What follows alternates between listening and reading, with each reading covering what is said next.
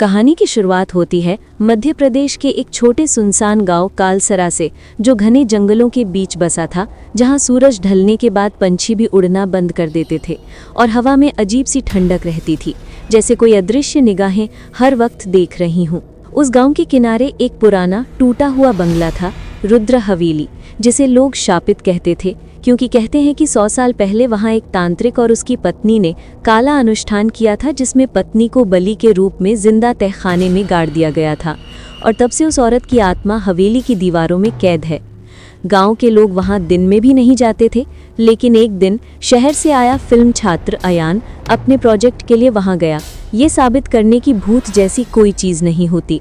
वो शाम के 9:30 बजे कैमरा, टॉर्च और वॉइस रिकॉर्डर लेकर हवेली पहुंचा। दरवाज़ा चरमराया और अयान ने कैमरे में रिकॉर्ड किया, यह है रुद्र हवेली, जिसे लोग श्रापित कहते हैं, अब देखेंगे यहाँ क्या है। जैसे ही उसने अंदर कदम रखा, दरवाज़ा अपने आप धड़ाम से बंद हो गया। हवेली में सन्नाटा ऐसा था कि अपने दिल की धड़कन तक सुनाई दे रही थी। दीवारों पर उखड़ा हुआ पलस्तर था, पर उस पर उभरी आकृतियाँ किसी चेहरे जैसी दिख रही थी, जैसे दीवार में लोग दबे हों। अयान ने कैमरा घुमाया तो रिकॉर्डिंग में पीछे एक सफ़ेद साया दिखा, लेकिन जब मुड़ा तो वहाँ कुछ नहीं था। तभी हवा का तेज झोंका आया और ऊपर से एक झूमर ज़मीन पर गिरा। उसने डरते हुए कहा, कोई है यहाँ? और तभी ऊपर से किसी औरत की धीमी आवाज़ आई, नीचे मत जाओ।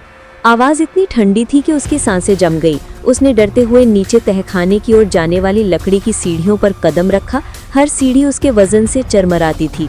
नीचे पहुंचते ही एक पुराना लोहे का दरवाज़ा दिखा, जिस पर लाल रंग से लिखा था, मत खोलो वो जाग जाएगी। पर जिज्ञासा ने डर को हरा दिया और उसने दरवाज़ा खोल दिया। अंदर अंधेरा घना था और एक कोने में जंग लगी जंजीरें दीवार में जड़ी हुई थीं, जिनसे सड़ी हुई गंध आ रही थी। दीवार पर किसी ने नाखून से लिखा था, मुझे छोड़ दो। तभी अयान के रिकॉर्डर से एक अजीब सी आवाज़ आने लगी, जैसे कोई फुसफुसा रहा हो, मेरा नाम राधिका है। वो बोला, कौन राधिका? तभी रिकॉर्डर अपने आप बंद हो गया और तहखाने का दरवाज़ा ज़ोर से बंद हो गया। अयान ने बाहर निकलने की कोशिश की, लेकिन अब सीढ़ियाँ गायब थीं। उसकी टॉर्च बंद हो गई और अंधेरे में उसे किसी ने पीछे से ठंडी उंगलियों से गर्दन छू ली। उसने चीखी आवाज़ में, कौन है? कहा, और तभी दीवार से एक जली हुई औरत की परछाई बाहर निकली, जिसके बाल लटक रहे थे, चेहरा काला पड़ा था और आंखें लाल। वो धीरे से बोली, मैंने कहा था नीचे मत आना। फिर उसने अयान के कैमरे को उठाकर ज़मीन पर पटक दिया और अयान ने देखा कि उस दीवार पर जहाँ पहले एक नाम लिखा था, अब लिखा हुआ था, अब मैं अकेली नहीं हूँ। अगले दिन गांव के लोगों ने सुना कि हवेली से धुआं निकल रहा है, लेकिन वहां पहुंचने पर सब कुछ सामान्य था।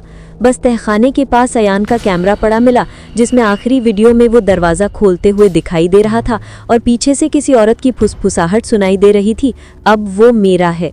उसके बाद कोई अयान को कभी नहीं देख पाया और तब से हर अमावस्या की रात हवेली के खिड़कियों से रोशनी झिलमिलाती है, जैसे कोई कैमरा अब भी रिकॉर्ड कर रहा हो। गांव वालों का कहना है कि अब उस तहखाने में 2 परछाइयां दिखती हैं, एक औरत की और एक नौजवान की।